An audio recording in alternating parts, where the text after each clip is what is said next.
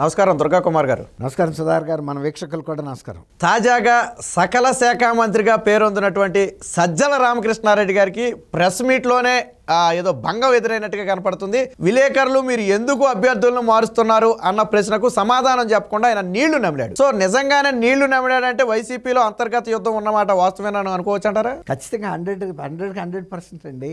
అదే కాదు, దాదాపు 40-50 సీట్లే వస్తాయని అనుకుంటున్నారు అన్నప్పుడు కూడా వెంటనే ఆయన ఖండించలేని పరిస్థితి. ఎందుకంటే రోజు ఆయన వింటున్నది కూడా అదే. వీళ్ళకెట్టా తెలిసిందని కొంచెం ఆయన కంగు తిన్నాడు. అంతేలే, నిజం తెలిసేటప్పుడు కంగారు పడతారు కదా ఎవరైనా. అది కొంచెంసేపు పట్టింది ఆయనకి. అసలు అది ఎవరన్నారు అదంతా ఒట్టిదే అని అన్నాడు. కానీ లేదు, మేము 175 గెలుస్తామని జగన్మోహన్ రెడ్డి గారు అన్న మాటను రిపీట్ కూడా చేయలేకపోయాడు. వెంటనే కనుక ఆయన మనసులో 175 రికార్డు అయి ఉంటే ఇది రికార్డు అయ్యి ఉంది. ఇది వీళ్ళకెట తెలిసిందని ఆయన ఆశ్చర్యపోయాడు. ఎవరైనా ఒకసారి కాకపోయినా ఒకసారైనా వాస్తవాలు ఒప్పుకోక తప్పదండి. అది ఒక్కోసారి ఎంత అంటే మనం మానసికంగా సిద్ధపడి ఉండం, సడన్గా అడిగేటప్పటికి కంగు తింటాం ఎవరైనా. అవును, అది అంతర్గతంగా వాళ్ళకి చర్చలు జరుగుతున్నాయి. అసలు 40-50 కాదు, అంతకన్నా కూడా తగ్గినా కూడా ఆశ్చర్యం లేదు. అటువంటి వాతావరణం ఆయనకు తెలుసు కాబట్టి ఒక్కసారి ఇది వీళ్ళకెట్ట లీక్ అయిందనేది లీక్ చేయటమే సజ్జల రామకృష్ణారెడ్డి గారి పని కదా. అవును, మరి నేను లీక్ చేయకుండానే ఇది ఎట్ట లీక్ అయిందని ఆయన ఆశ్చర్యపోయాడు. కొంచెంసేపు తమాయించుకోవాల్సి వచ్చింది.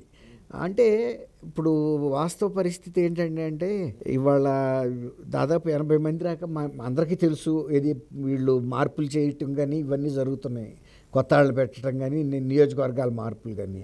80 దగ్గర ఆగుతుందన్న గ్యారంటీ ఏం లేదు. ఇంకా 2-3 నెలల ఎలక్షన్లో మళ్ళీ కొంతమంది తయారవుతారు. అంటే ఇంకా కొన్ని రిపోర్ట్స్ రావాల్సి ఉన్నాయి. నియోజకవర్గాల డౌట్లు, కొంతమంది ఎమ్మెల్యేస్ మీద వ్యతిరేక బావుట ఎగరేస్తున్నారండి. ఇప్పుడు రోజా గారికి అల్టిమేటం ఇచ్చినట్టు చాలామందికి ఇంకా కూడా ఇస్తారు. ఎందుకంటే కొంతమంది ఎమ్మెల్యేలు వీళ్ళ కార్యకర్తలను కూడా కేర్ చేయట్లా. వాళ్ళకుండా అధికారం కూడా లేదు. కాకపోతే కార్యకర్తలు ఇది ఏంటంటే వీళ్ళు మమ్మల్ని మేము కదా గెలిపించింది మేమైతే వీళ్ళు మమ్మల్ని కేర్ చేయట్లేదని. వాళ్ళ బాధ ఏంటంటే ఆ పై ఆయన మమ్మల్ని కేర్ చేయట్లేదని. జగన్మోహన్ రెడ్డి గారి దగ్గర వాళ్ళకి ఇంటర్వ్యూ లేదు, వీళ్ళ దగ్గర ఏమో కార్యకర్తలకు ఇంటర్వ్యూ లేదు. ఈ రకంగా సమన్వయం చేసే వ్యక్తి లేడండి అక్కడ. అది తర్వాత గతంలో వీళ్ళని రీజనల్ కోఆర్డినేటర్స్ అని వేశారు. ఈ కోఆర్డినేటర్స్ ముందే కొట్టుకోవటం అన్నీ జరిగినాయి కదా. వీళ్ళకి అసలు ఈ కోఆర్డినేటర్గా వేసిన వాళ్ళు కూడా వాళ్ళకి ఎప్పుడు ప్రజా జీవితం నుంచి వచ్చిన వాళ్ళు కాదండి. ఇప్పుడు విజయసాయి రెడ్డి గారు అన్నాడు, ఆయన ఏదైనా ఎమ్మెల్యేగా కానీ ఎంపీగా ఒక సర్పంచ్గా గెలిచాడా? సజ్జల రామకృష్ణారెడ్డి గారు నాడు ఏమన్నా సర్పంచ్గా గెలిచాడా? వార్డు మెంబర్గా గెలిచాడు? ప్రజా జీవితంలో వీళ్ళు లేరు. వీటిని ఎలా అడ్జస్ట్ చేయాలి, అసలు ఉండే సమస్యలు ఎట్లా ఉంటాయి, ఈగోయిస్టిక్ ప్రాబ్లమ్స్ ఎలా ఉంటాయి, వాటిని ఎలా ట్యాకిల్ చేయాలనే ఆస్పెక్ట్ వీళ్ళకి తెలీదు. వీళ్ళు ఏంటంటే మేము జగన్మోహన్ రెడ్డి గారు కాన్ఫిడెంట్ పర్సన్స్ అని వెళ్ళటమే తప్ప వీళ్ళందరూ కూడా వెళ్ళి భంగపడి వచ్చి వెనక్కి రిపోర్ట్లు ఇచ్చారు. మా చేతుల్లో కూడా లేదు, అక్కడ ఎవరు వింటలేదని. ఇప్పుడు ఇది గన్నవరంది ఎన్నాళ్ళు పంచాయతీ అండి, విజయవాడ పక్కనే కదా, పిలిస్తే పలికే దూరం.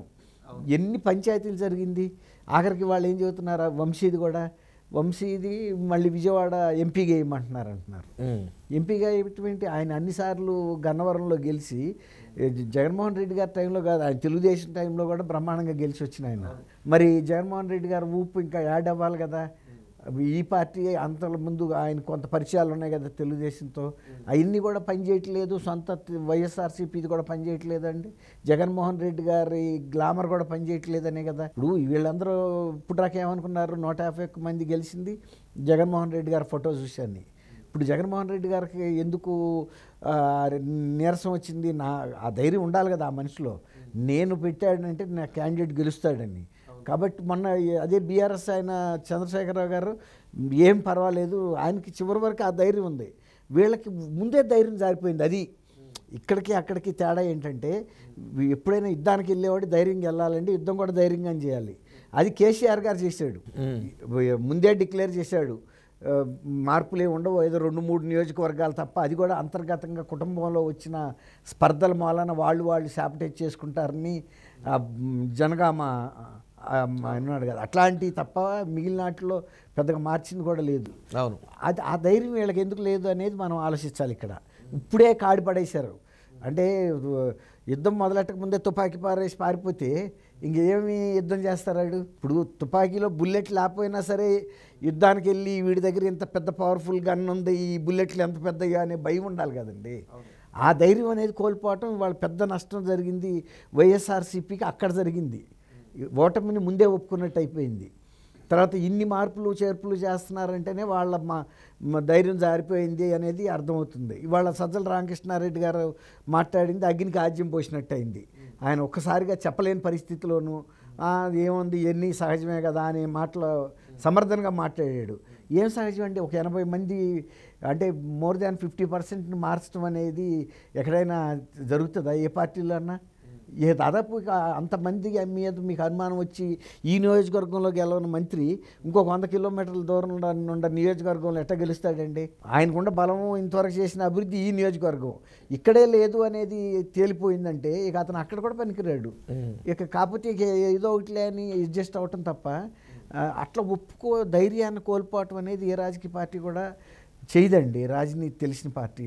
ఇప్పుడు చెన్నారెడ్డి గారు గతంలో 90 ఎలక్షన్స్ అప్పుడు అనుకుంటాను ఆయన ఇక్కడ కూర్చుని మొత్తం క్యాండిడేట్స్ని సెలెక్ట్ చేసి పార్టీని పవర్లోకి తీసుకొచ్చాడు. పెద్దగా అప్పుడు ఆయనకు ఆరోగ్యం కూడా సహకరించట్లా, పెద్ద పబ్లిక్ మీటింగ్ పెట్టే పరిస్థితి కూడా కేవలం వ్యూహాత్మకంగా చేశాడు. ధైర్యంగా నేను వెళ్ళాల్సిన అవసరం లేదు, ఆల్రెడీ మా పార్టీ బలం ఉంది అక్కడని అట్లా ఒక ప్రొజెక్షన్ ఇవ్వాలి.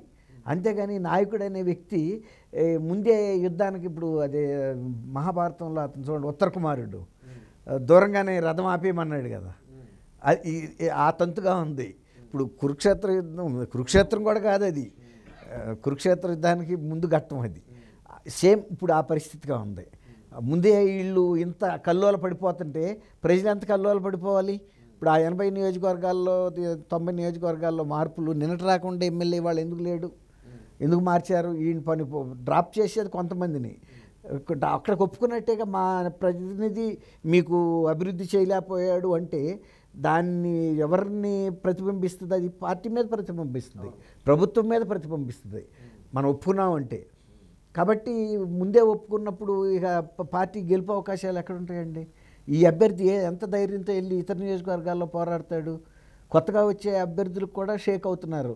ఇప్పుడు మనని పెడుతున్నారు కానీ అంతకుముందు ఉన్న ఎమ్మెల్యేకి ఎంతో అంత బలం ఉంటుంది కదండి. అతను సహకరించడాన్ని ముందే చెబుతున్నాడు.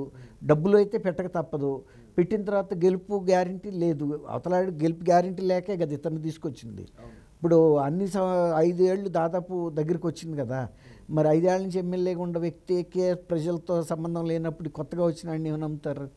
ఇట్లా ఒక రకంగా ఓటమిని ముందే ఒప్పుకున్నట్టు అయిందండి. అది సజ్జల రామకృష్ణారెడ్డి గారు మాత్రం ఏం చేయగలరు? పార్టీలో జరుగుతుంది, బహిరంగంగా జరుగుతుంది. బెంగళూరు రాక తీసుకెళ్ళి ఒప్పించాలని చూసినా పని జరగలేదు. ఇక తర్వాత ఇంకోటి ఇప్పుడు రాక ఎమ్మెల్యేస్ని తాడేపల్లి భవన్లోకి ప్యాలెస్లోకి అనుమతించలేదు. ఇవాళ ఏ ఎమ్మెల్యే వచ్చినా ఆహ్వానించి కూర్చోబెట్టి బాబు నీకు టికెట్ ఇవ్వటం లేదనే మాట చెప్పడానికి కూడా కూర్చోబెట్టి చెప్పాల్సి వస్తుంది. టిఫిన్లు పెట్టి నువ్వు సహకరించు, నీకు మళ్ళీ ఎమ్మెల్సీ ఇస్తాము లేకపోతే చైర్మన్ ఇస్తామని. అంతకుముందు ఆ పరిస్థితి ఉందా? గేటు బయట ఎవరైనా లేకపోతే అది రామకృష్ణారెడ్డి సజ్జల ఆయన ఉన్నాడు, లేకపోతే వేరే ఇంకో ఆయన ఉన్నాడు, వాళ్ళని కలుసుకోండి పొండి అని. బాలినేని శ్రీనివాసరెడ్డి గారికే ఆ పరిస్థితి తప్పలే. వాళ్ళకి బంధువు, అంత పవర్ఫుల్ లీడర్ అయినా. ఇక మామూలు ఎమ్మెల్యేస్ పరిస్థితి ఎట్లా ఉంటుందండి? చాలా ఆత్మీయ బంధువు. విజయం గారు కూడా వెళ్ళి ఆమె కష్టసుఖాలు చెప్పుకునే అంత దగ్గర బంధుత్వాలు వాళ్ళవి. ఆ బాధ్యతలు కూడా ఉన్నాయి ఆ పట్ల, ఒకళ్ళ పట్ల ఒకళ్ళ ప్రేమలో. అలాంటి వ్యక్తిని కూడా ఇవాళ ఈయన జగన్మోహన్ రెడ్డి గారు ఇంటర్వ్యూ ఇవ్వట్లేదంటే అసలు ఆయన ఏ స్థాయికి వెళ్ళిపోయాడు చూడండి. ఎమ్మెల్యేస్కి సీఎంలకి మధ్యలో ఎప్పుడు అంతరం ఇంత ఎక్కడ చూడలేదండి మనం. గతంలో చాలామంది, ఇప్పుడు చెన్నారెడ్డి గారు పెద్ద స్టాల్వర్ట్, అలాంటి వ్యక్తులే ఇట్లా ఇప్పుడు ఎవరిని ట్రీట్ చేయాల. ఆయన కూడా చాలా కోపదారి అంటారు. ఆయన వేరు. ఏదైనా అధికారులు తప్పు చేస్తే మందులు ఇచ్చేవాడు, కానీ ప్రజాప్రతినిధులు కలవటానికి వచ్చినప్పుడు చాలా మోర్ డెమోక్రటిక్గా ఉండేవాడు.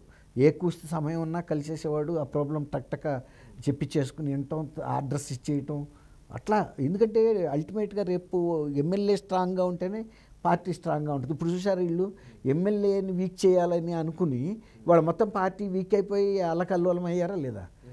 అదే అతి తెలివి అనమాట. ఇవాళ ఎమ్మెల్యేని తిట్టి లాభమే ఉంది, లేకపోతే మీరు నా దృష్టి రాక తీసుకురాలేదని అంటే ఎవరు తీసుకొస్తారు? ఇప్పుడు నువ్వు ఉందే ఈ స్టేట్కే కదా చీఫ్ మినిస్టర్వి, ముందు ఒక పార్టీ, నువ్వు ఉంది తాడేపల్లిలో.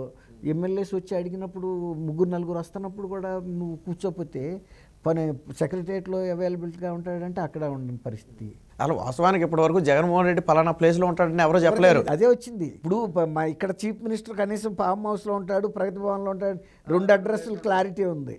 అక్కడ లేకపోతే ఇక్కడ, ఇక్కడ లేకపోతే అక్కడ. ప్రగతి భవన్ అక్కడికి వెళ్తే కూడా ఫామ్ హౌస్కి మీరు ఇందాక చెప్పినట్టు టిఫిన్లు టీలు మంచి చెడు ఇచ్చి కూర్చోబెట్టుకుని ఇంకా ప్రశాంతంగా కూడా ఉంటాడు ఆయన.